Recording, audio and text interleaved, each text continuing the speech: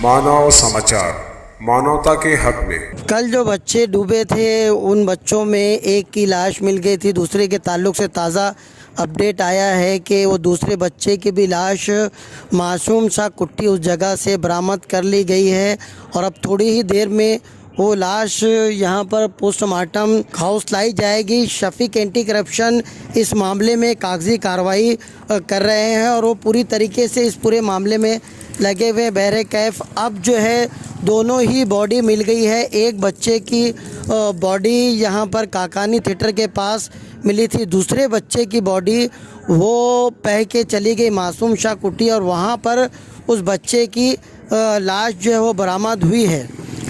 उस लाश को लेकर वहाँ से रवाना हो चुके हैं लोग, रिश्तेदारान, और अब सिविल हॉस्पिटल का रुख उन्होंने किया है। कुछ ही देर में सिविल हॉस्पिटल पहुंच जाएगी।